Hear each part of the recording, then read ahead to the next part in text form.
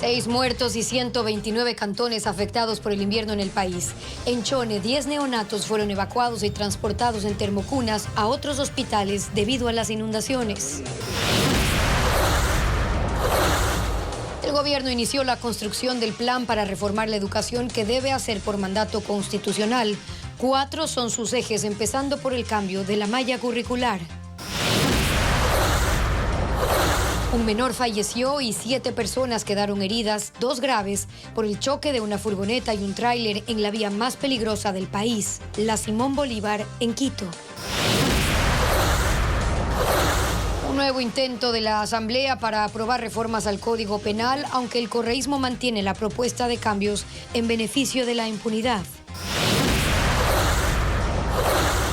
En la tercera entrega de un especial sobre la Antártida, Televistazo mostrará cómo integrantes de la Armada y el INOCAR reparan y construyen en la base Pedro Vicente Maldonado.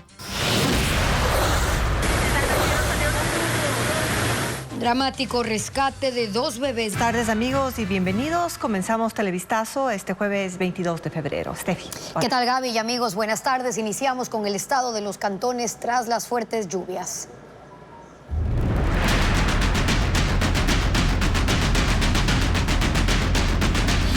Lluvias se extienden con estragos.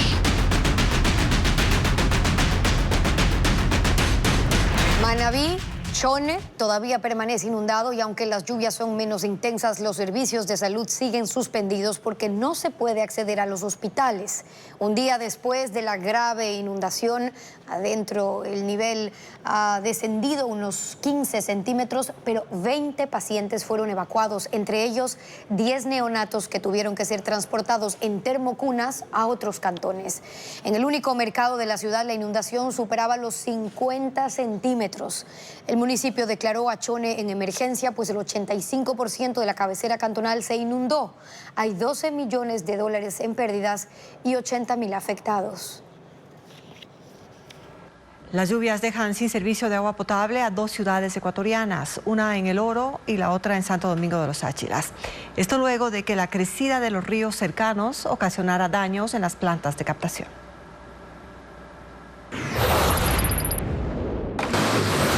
En Balsas, provincia del Oro, hay 10.000 habitantes y todos se quedaron desde ayer sin el servicio de agua potable. Ocurre que hace un par de días 2 grandes tramos de la tubería de captación fueron destruidos por las inundaciones y ayer, justo cuando había comenzado la reparación, volvió a llover con tanta fuerza que ya no solo fueron las tuberías, sino un muro de contención, algunos pasos elevados y otros tramos de tubos los que fueron arrasados. Nos vamos a declarar en emergencia. La alcaldesa admite que reparar los daños no será ni sencillo ni rápido, que en el mejor de los casos pasarán un par de semanas antes de poder normalizar el servicio. Por lo pronto, cantones vecinos como Zaruma y Santa Rosa, así como la prefectura del Oro, están ayudando con tanqueros para repartir agua a la población. En el cantón Santo Domingo, en la provincia de Santo Domingo de los Áchilas, también hubo problemas con la planta de captación de agua, aunque aquí la situación ya fue solucionada. Las lluvias de los últimos días hicieron que el río Lelia creciera y arrastrara gran cantidad de escombros que llegaron hasta la planta y detuvieron momentáneamente la operatividad. Voceros de la empresa de agua potable de Santo Domingo confirmaron a Ecuavisa que las labores de limpieza comenzaron inmediatamente y que tras unas horas la planta volvió a funcionar, porque la crecida del río Lelia es algo a lo que se enfrentan todos los años y ya existe un plan de acción. Es que en el cantón Santo Domingo todavía el servicio de agua potable se da por turnos. El 60% de la población tiene agua pasando un día. Así que a quienes les tocaba su turno justo durante las horas que duraron las labores de limpieza, fueron los más afectados. Y aunque en este momento el problema está solucionado, podría volver a presentarse. En Santo Domingo se está construyendo una nueva planta de agua potable que debe entrar en funcionamiento antes de que se acabe el año. Vamos a revisar la evaluación de daños debido al invierno en Ecuador hasta hoy, 22 de febrero. Según la Secretaría de Gestión de Riesgos, 6 personas han fallecido en medio del temporal. También se reportan a escala nacional 75.437 afectados y 51 viviendas destruidas. Las provincias más golpeadas por el invierno son Guayas, se ubica también Los Ríos, está Manabí, Esmeraldas y Santa Elena, donde se han registrado inundaciones, deslaves y el colapso de puentes y carreteras. Las lluvias han afectado un total de 129 cantones. Todo esto según los reportes de la Secretaría Nacional de Gestión de Riesgos. En el sur de Brasil, una ciudad del estado de Río de Janeiro fue duramente golpeada por un diluvio anoche. Las calles se inundaron y formaron enormes ríos correntosos.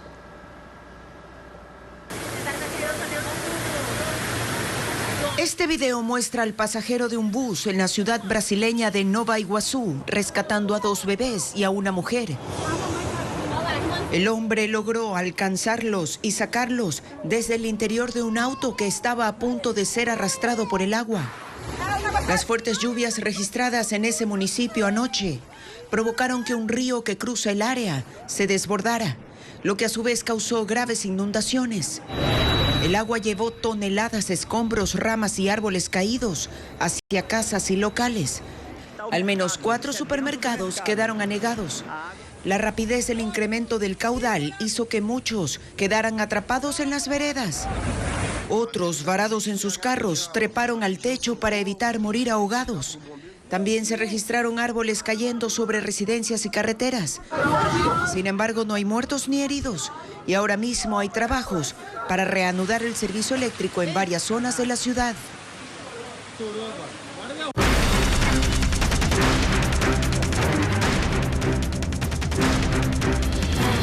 Subsidios, cuento del gallo pelón. El gobierno apunta al sistema de bandas para focalizar los subsidios a los combustibles, mientras los distribuidores de derivados de petróleo alertan sobre dificultades para aplicarlo. Adriana Bermeo con las reacciones. La focalización de subsidios se concretará a finales de junio, según indicó el viceministro de Economía, Daniel Falconi, ayer en Quito. El mecanismo sigue en análisis, pero hay algunas certezas que tiene el gobierno. No se tocará ni al diésel ni al gas doméstico y se aplicará en las gasolinas Extra y Ecopaís. El sistema en el que están pensando es el de bandas, que establece los topes máximos de incremento mensual. Permite controlar la variación de la inflación también, porque permite predecir cuál es el valor máximo que pueden cambiar los combustibles y a los contribuyentes y a las personas les permite programarse mejor en el tiempo. El gobierno anticipó que para aplicar el incremento gradual en el precio de la gasolina se necesitará de plataformas tecnológicas y que empezará con las estaciones de servicio en las zonas de frontera. Esa es una preocupación para la Cámara de Distribuidores de Derivados de Petróleo, que este jueves recordó que el 50% de gasolineras no tienen sistemas de facturación automática y que cualquier sistema de focalización solo puede implementarse en estaciones con esta tecnología. No estamos siendo deliberadamente incluidos en las conversaciones, siendo los principales actores en la focalización, porque nosotros vamos a vender el producto estatal, ¿no?, que es el combustible, y a través de nuestros equipos, en nuestras transacciones, se va a dar la recuperación de caja para el Estado. Ellos plantean el uso de tarjetas de débito creadas solo para pagar gasolina, porque los sistemas de DataFast sí funcionan en todo el país, incluso en los lugares remotos donde no hay internet.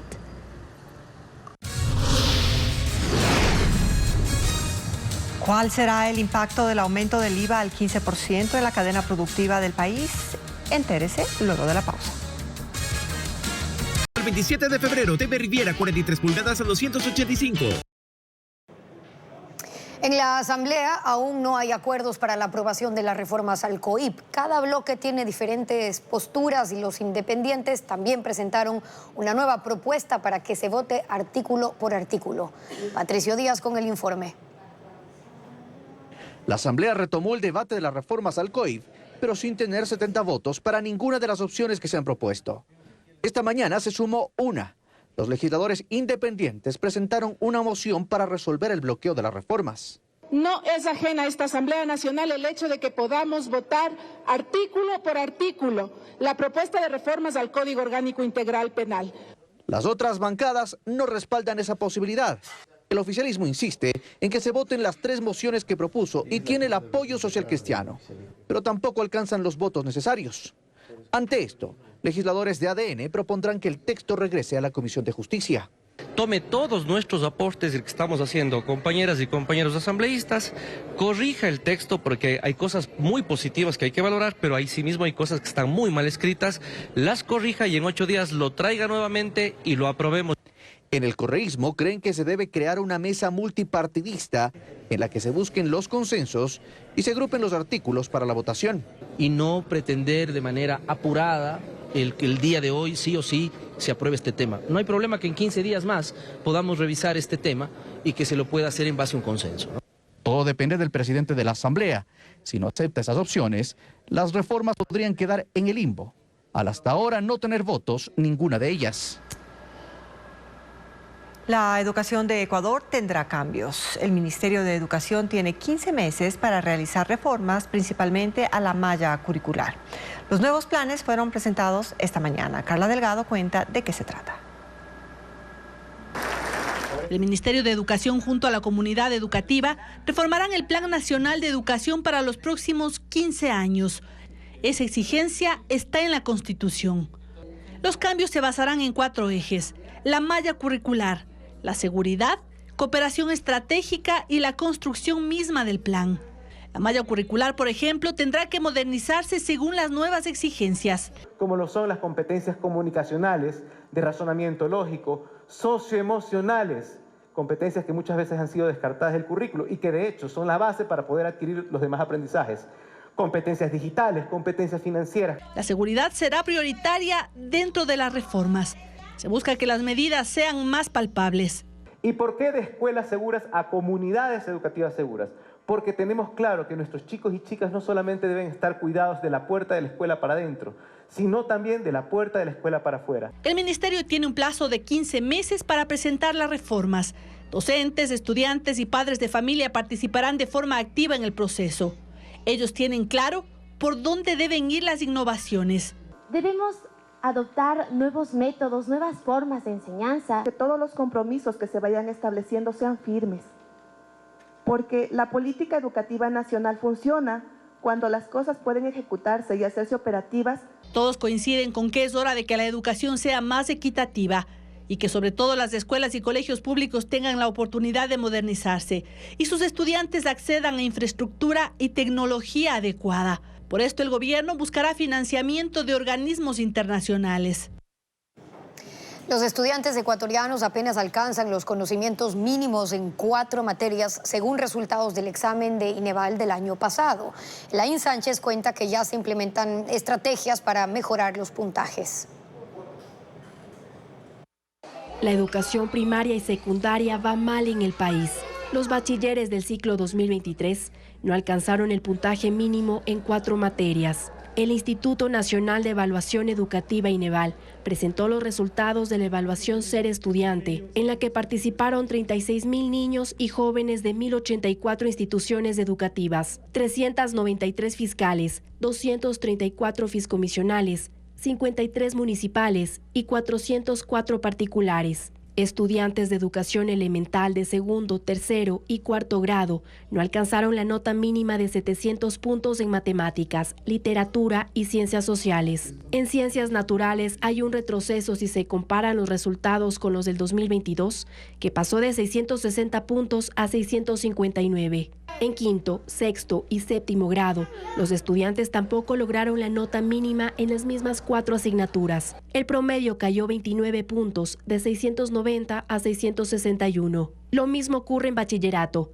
El mejor puntaje fue de 703 puntos en filosofía y el peor de 688 en ciencias sociales. La evaluación del INEVAL no incide en los promedios finales. Sus conclusiones son remitidas al Ministerio de Educación para que desarrollen nuevas estrategias de mejora para la educación. Al menos eran previsibles, ya eran previsibles. Sin embargo, como les digo, esto aquí lo que busca es desafiarnos como gobierno, pero también como sociedad, porque la educación está en manos de todos y todas. El INEVAL asegura que la reducción de la brecha digital, programas de contención emocional y el acompañamiento de los padres son indispensables para el buen desempeño escolar. Aunque los productos de la canasta básica están exentos del pago del IVA, muchos de los insumos sí, como así como los bienes y servicios que intervienen en las cadenas productivas, sí están gravados. Ese impacto será trasladado al precio final y terminará asimilado por los consumidores de última instancia. Más temprano que tarde, el impuesto al valor agregado se incrementará al 13% de manera permanente y hasta el 15% cuando el presidente así lo decida. Y ese incremento tendrá un impacto en la economía del país. Hay quienes sostienen que la afectación debería ser mínima porque apenas el 18% de los productos que forman parte de la canasta básica están gravados con IVA. Sin embargo, limitar el análisis a ese único factor es irreal. Porque resulta que en la cadena productiva hay un sinnúmero de insumos, bienes y servicios que sí están gravados con IVA y que inciden directamente en el precio final de los productos. Por ejemplo, un almuerzo. Si bien los alimentos no pagan IVA, algunos de los insumos que se utilizan para su preparación sí lo hacen. De la misma manera, la gasolina del vehículo en que se traslada el propietario del comedor a comprar los productos paga IVA. También tendrá que pagarlo por los neumáticos y el aceite de ese mismo vehículo.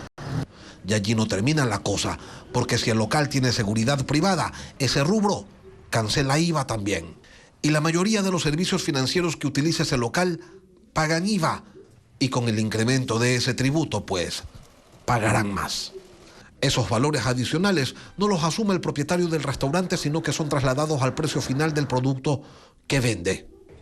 Pero el efecto en el precio final es solo la primera de las consecuencias.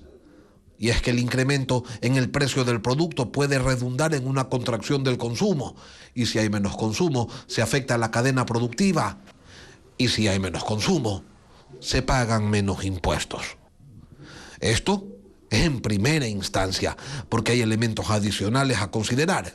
¿Qué va a pasar cuando ese IVA se reduzca a sí mismo por decisión del jefe de Estado? ¿Alguien cree que los precios se reducirán adecuándose al nuevo valor del impuesto? Quizás haya alguien.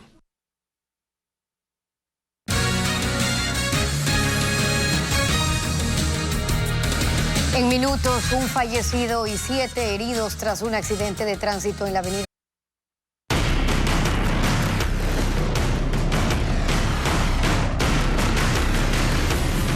Simón Bolívar, la vía más peligrosa. En Quito, un niño falleció en un accidente de tránsito la mañana de este jueves en la avenida Simón Bolívar. Alex Ceballos con el reporte de esta tragedia que dejó a otras 7 personas heridas. Fue tal la fuerza del impacto que uno de los vehículos involucrados quedó con la carrocería totalmente partida. Ocurrió en la avenida Simón Bolívar, en el sur de Quito, a las 6 de la mañana. La furgoneta realizaba el recorrido desde Machachi a los empleados de la empresa eléctrica Quito y a un menor de 8 años de edad. En el sector del Troje se estrelló contra la parte posterior de un tráiler que se encontraba en el carril derecho. 7 personas resultaron heridas, 2 de ellas de gravedad. El hijo del conductor falleció. Bueno, de mi parte yo venía todavía como descansando, dormido, y de ahí ya solo escuché que dijeron cuidado y nada más. Según la Agencia Metropolitana de Tránsito, el conductor de la furgoneta dio positivo a la prueba de alcohol. De acuerdo al COIB y a la ley de tránsito, estipula que los conductores de transporte de comercial o transporte público, su tolerancia es 0.10. Aquí tiene 0.13. Hasta el momento se desconoce el paradero del conductor del tráiler. La avenida Simón Bolívar de Quito es la ruta urbana más peligrosa del país. En el 2023 hubo 335 accidentes de tránsito que dejaron 40 muertos. La imprudencia de conductores, el exceso de velocidad, el irrespeto a la deficiente señalética están entre los factores que la catalogan como la vía de la muerte. La avenida Simón Bolívar en Quito es la ruta urbana más peligrosa del país, según la Agencia Nacional de Tránsito. En el 2023, aquí se registraron 335 siniestros de tránsito graves que dejaron 40 muertos y 243 heridos. En los 2 meses del 2024 son ya 41 los accidentes de tránsito que ya dejan 8 muertos y la cifra va subiendo todos los días. Es la ruta que usa el transporte pesado, de carga, el transporte de servicio público, escolar y todos quienes buscan atravesar la ciudad en menos tiempo. Es la vía del caos y el descontrol. La ruta de la muerte, dicen los propios agentes de tránsito, quienes llegan a contabilizar hasta 10 accidentes diarios. Varios factores confluyen, según los expertos, para que los índices de mortalidad en esta ruta sean altos. Su diseño, su estado, la señalética dispersa y desordenada y el escaso control a los conductores. El elemento humano de largo es del 80% del culpable de los accidentes. Hay un 15-17% que es el elemento vía y el resto son desperfectos mecánicos, ese tipo de cosas. Entonces hay que trabajar mucho en el tema humano. En la avenida Simón Bolívar están ubicados 6 de los 12 radares de control de velocidad que existen en Quito, pero eso no logra evitar los accidentes que cada vez son más violentos. Y pese a los múltiples dramas humanos que dejan los siniestros, nada logra cambiar el comportamiento de conductores, ni se logra intervenir la vía a la que desde el mes de octubre se le intenta declarar en emergencia, para intervenir en su diseño y mantenimiento.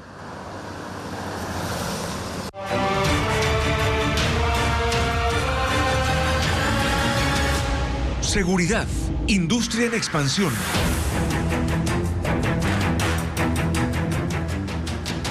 En esta nueva entrega sobre la industria de la seguridad que despunta por el crimen organizado, Televistazo muestra las chompas, camisetas, mochilas y chalecos blindados. El costo oscila entre $350 y $3.000. Diego Puente con el reporte. Parece ropa normal fabricada en Guayaquil, hecha con nylon o algodón, pero contiene placas sintéticas que soportan impactos de balas de pistolas y revólveres. Esta nueva industria crece, fabrica prendas balísticas que pasan desapercibidas mientras protegen la caja torácica. Estos chalecos están diseñados para que los forros y la parte externa se pueda sacar y lavar como cualquier otra prenda, y el panel balístico sí tiene que tener cuidados especiales de lavar con paños húmedos, y la prenda es termosellada al 100% para que no le entre agua ni humedad. La demanda de las camisetas, chompas y chalecos ha crecido en esta empresa en 300% con relación al 2022. Esta otra fábrica está en Quito. Para las prendas balísticas usa un polímero de alta densidad llamado Dyneema, desarrollado en Holanda. Es más liviana y reduce el grosor de 1 centímetro a 5 milímetros. El año pasado vendió 6.000 chalecos antibalas y prendas de protección, el doble que en el 2022. Tenemos abogados, fiscales, tenemos doctores. La eficiencia de los chalecos es 2 veces superior a la tecnología conocida. No solo detiene las balas, evita un hundimiento de más de 44 milímetros, lo que puede provocar heridas mortales. Para vender sus productos obtienen certificaciones en el extranjero y pasan revisiones periódicas. En el país, los costos de las prendas varían de acuerdo con la calidad, el tamaño, el material utilizado y los componentes. Hay equipamiento desde $350 hasta $3.000. La industria también fabrica mochilas. La idea es que estudiantes puedan protegerse en casos de tiroteo.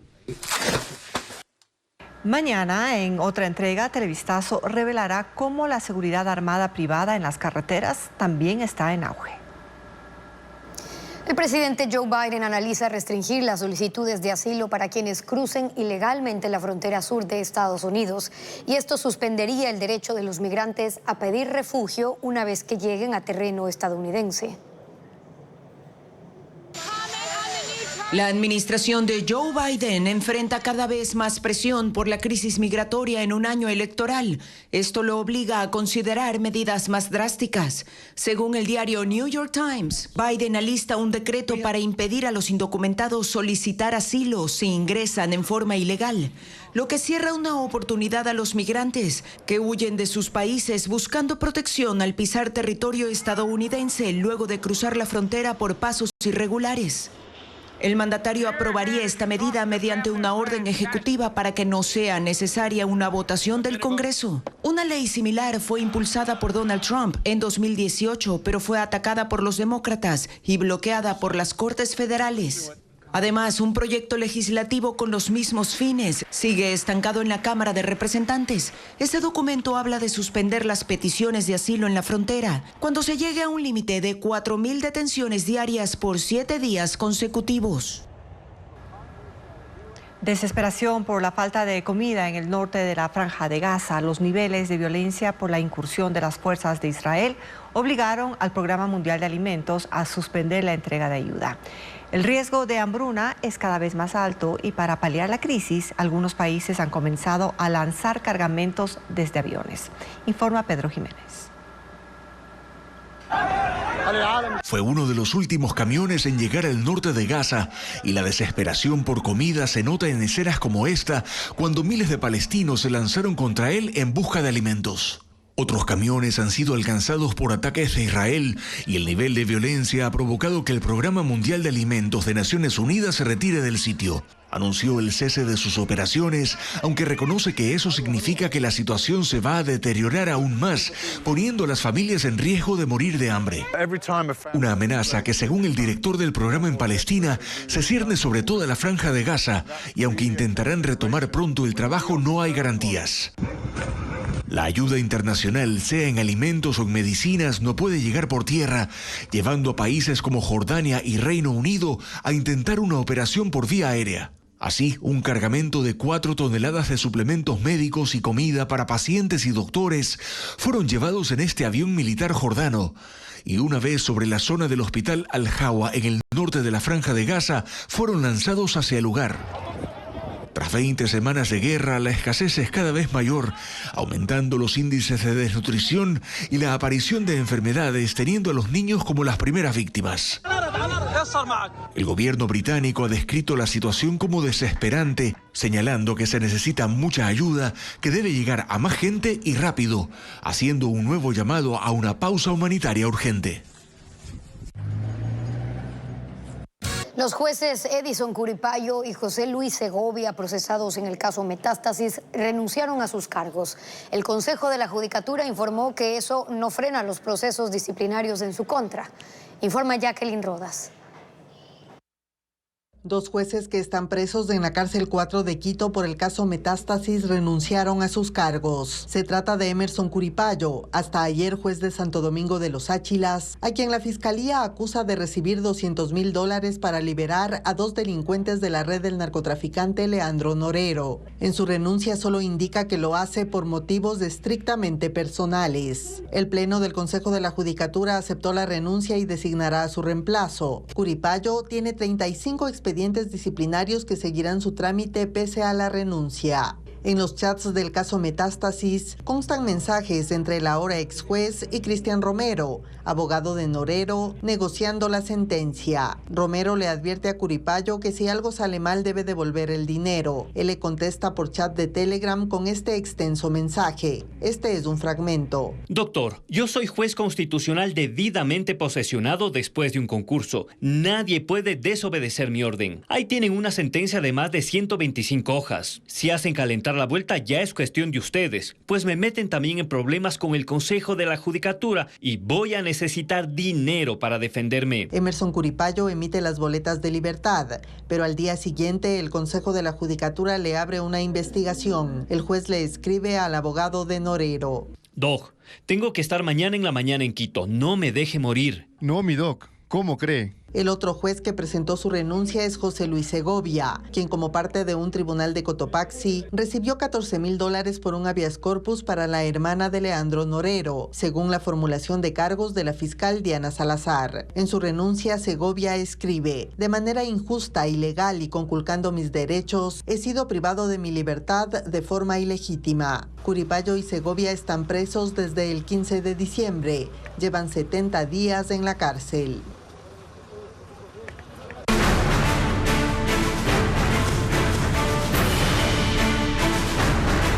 Antártida, viaje al fin del mundo. Hoy, en nuestro tercer informe desde el continente antártico, hablaremos de la labor del equipo logístico de la Armada para optimizar el funcionamiento de la Estación Científica Ecuatoriana durante el verano polar. Francisco Garcés describe las tareas de los técnicos. El Ecuador llega cada año a la Antártida para habilitar la estación Pedro Vicente Maldonado, ubicada en el norte del continente helado. La ocupación es solo por 3 meses durante el verano polar. Esta ocasión, un equipo logístico de 25 miembros de la Armada llegó el 2 de diciembre y su primera impresión fue esta. La nieve llegaba casi a 3 metros de altura. Cuando la misión ecuatoriana llega a la Antártida, esta fachada prácticamente no se ve, está completamente cubierta de nieve y hielo, y encontrar los accesos y habilitarlos es el primer reto que enfrentan los expedicionarios. Una vez que pudieron ingresar a la estación, la prioridad es encender los generadores y las calderas para que la calefacción funcione. Las tareas iniciales se hacen de corrido, incluso por las noches, porque en esta latitud, en pleno verano, no se oculta el sol. Son entre 3 y 4 días. Entre 3 y 4 días nosotros ya lograr unas óptimas condiciones de todo el equipo.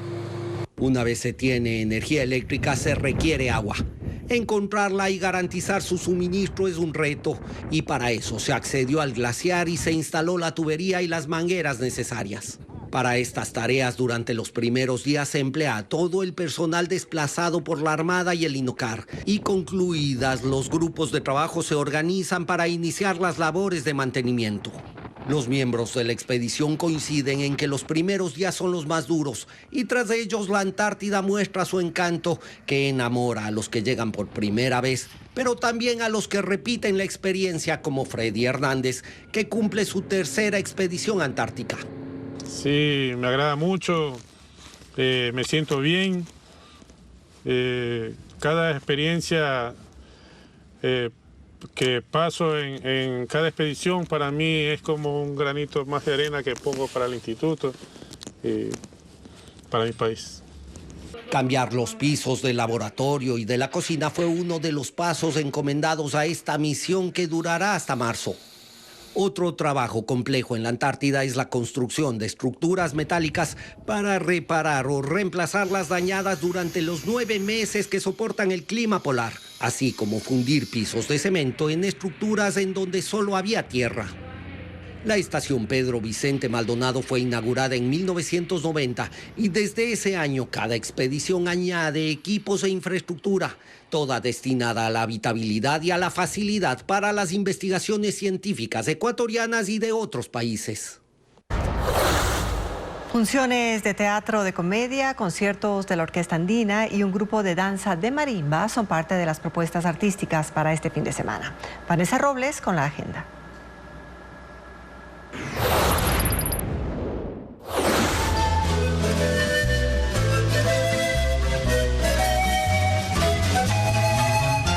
El Teatro México en el sur de Quito será escenario del concierto gratuito de la Orquesta de Instrumentos Andinos, como la quena, el rondador y el tradicional cuerno andino. 38 músicos marcarán el inicio de la nueva temporada en este espacio cultural, con un repertorio que incluye obras clásicas y contemporáneas que evocan la identidad ecuatoriana. El show de 2 horas será este sábado 24 de febrero a las 4 de la tarde.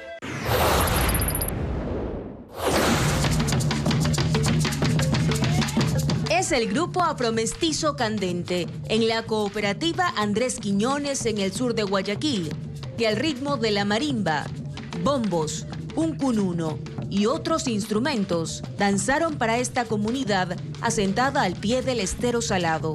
Son 12 bailarines y 5 músicos que también se presentarán este sábado en el Festival del Verde, que se realizará en otro barrio de la isla Trinitaria. Son los riesgos de dejar al marido, ¿qué dices? Que el otro sea igual o peor, pues amorcito, ¿vos qué crees? ¿Cómo son las cosas? El Teatro Patio de Comedias presentará las 2 últimas funciones de la propuesta del grupo Las Marujas, Entre Violetas y Braguetas. Será este 23 y 24 de febrero a las 7 de la noche. La puesta en escena descubre los secretos de Abrilia y Cleta, detrás de unas misteriosas cartas de amor y regalos inesperados, mientras reflexionan sobre la traición y la fidelidad. No, amorcito.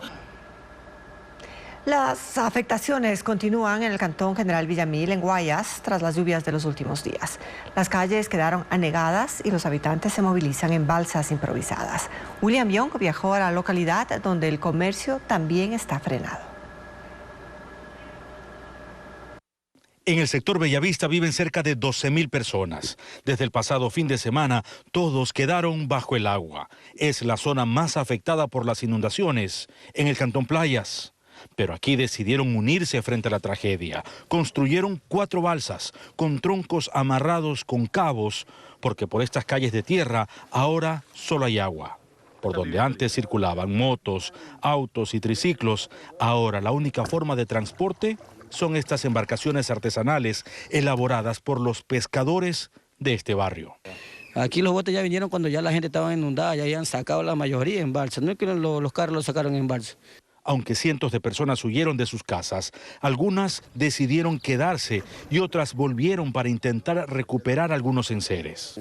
Sacamos refrigeradora, cocina, otras cosas, pero ya todo ya mojado, no nada seco. Conformaron una brigada comunitaria para ayudarse. Es un barrio rodeado por agua, como pequeñas islas. Las tiendas, bazares, restaurantes aquí cerraron. Algunas casas quedaron abiertas porque sus habitantes salieron con lo que pudieron. Por ahora, estas balsas son su única salida. Agricultores se quejan de la cobertura del seguro agrícola estatal Campo Seguro. En Los Ríos y Guayas hay productores que no han sido indemnizados y otros que no saben de su existencia. Menos del 1% de los cultivos del país tienen el seguro. Luis Alfredo Zúñiga con los detalles. El proyecto Campo Seguro del Ministerio de Agricultura nació en 2021 mediante el Acuerdo 95. La intención fue que los agricultores, sobre todo medianos y pequeños, puedan contratar pólizas de seguro que los cubran ante las pérdidas que generan eventos climáticos, como la sequía, inundaciones, exceso de humedad, heladas, granizadas, vientos fuertes y más. El ministro de Agricultura, Danilo Palacios, ha señalado que se destinarán 4.4 millones para el programa, que la cartera de Estado cubre hasta en un 60% dependiendo del cultivo. Desde el 2023 se han entregado indemnizaciones por $790.000. Maíz, cacao y arroz son los que tienen mayor cobertura. Sin embargo, agricultores de Los Ríos y Guayas tienen reparos sobre la efectividad del programa. De las 5.3 millones de hectáreas de cultivos en el país, apenas están aseguradas 19.355. Menos del 1%. Hay 900.000 agricultores en Ecuador y apenas existen 6.050 pólizas, principalmente en Manabí, Loja, Guayas y Esmeraldas. ¿Por qué es tan baja la cobertura? Hay diferentes realidades. En la parroquia Febres Cordero de Babahoyo, en Los Ríos, señalan que nunca se ha socializado la existencia del seguro. No, nadie, por aquí nadie. Mientras en el Cantón Montalvo reconocen que sí fue socializado, pero los trámites, dicen, son engorrosos e implican dirigirse hasta Babahoyo y no pueden abandonar sus cultivos, haciendo que pierdan el interés. Porque una vez nosotros fuimos y nunca salió el seguro. También están quienes sí hicieron el trámite, cogieron la póliza, pero se arrepintieron, como Francisco, arrocero de Daule en Guayas, quien tuvo pérdidas en diciembre del año pasado y aún no lo han indemnizado. Tengo póliza, tengo documento donde indica que me hicieron la inspección el año pasado y no me quieren reconocer más que nada. Pese a ello, él intentó volver a coger la póliza este 2024 para sus nuevos cultivos, pero ni siquiera se la otorgaron. Los productores exigen un seguimiento a este programa para que sea socializado, el trámite se haga de manera idónea y a quienes lo hayan solicitado se les paguen las indemnizaciones.